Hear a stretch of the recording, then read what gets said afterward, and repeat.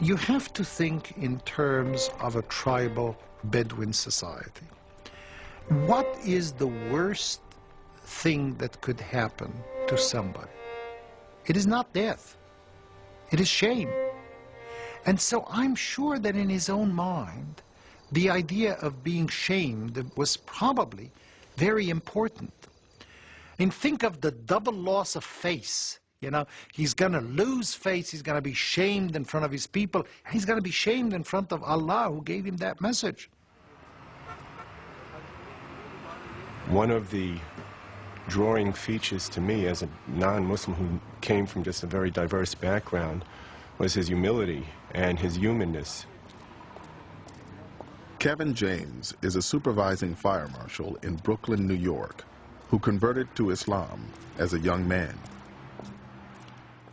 I felt a kinship to him also personally, and there's probably about 1 billion Muslims who would say the same thing personal, this personal kinship that they feel with him. He grew up an orphan. Now I'm not an orphan, I have 2 parents, but my position in society, I've always felt separate. America is a racial nation, and either you're black, you're white, you're Italian, you're Jewish, you're this and that. So coming from a mixed background, I felt like kind of in limbo. My father is Native American and African American, and my mother is Jewish. They were very a-religious, I would say, to the point of being atheists or agnostic.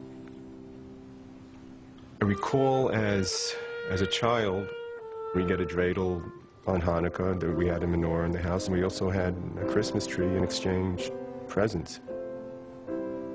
So I just never really identified with any religion, but what was always emphasized was discussion and dialogue and seeking for the truth.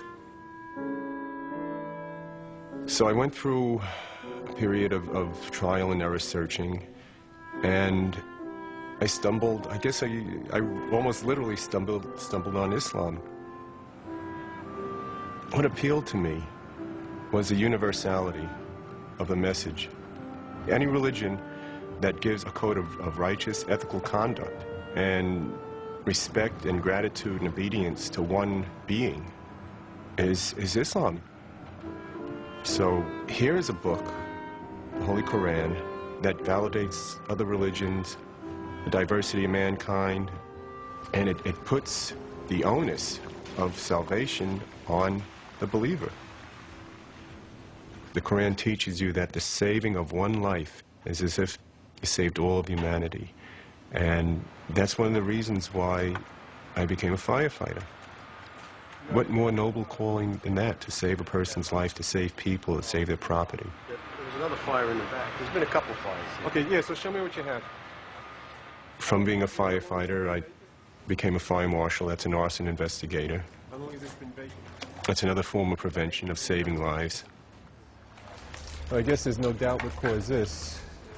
A firefighter, he'll risk his life to save you, whether you're black, brown, red, Jew, Muslim, Christian, atheist. He's not asking you what your philosophy is or looking at your color. He's looking to get you out of the building. Y'all is from Brooklyn.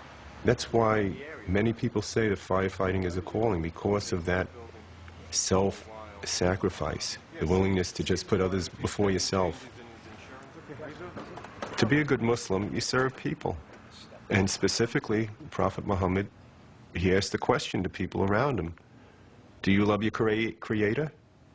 Serve your fellow man first. The message Muhammad had received from God revealed that his people would be held accountable in the next life for their behavior in this one. Although Muhammad was initially reluctant to tell others about his experience, a new revelation commanded him to make his message public. So he calls all of his family members together and he says, what would you say if I told you that there was this army waiting to attack us on the other side of that hill? They said, we would believe you. And he said, what would you say if I told you I'm a messenger from God? I think it's absurd.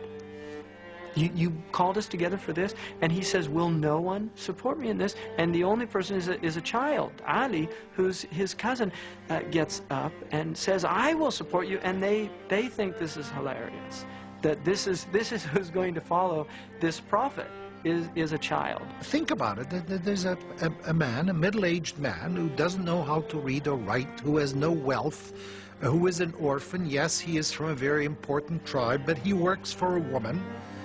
And he now says, I'm the prophet.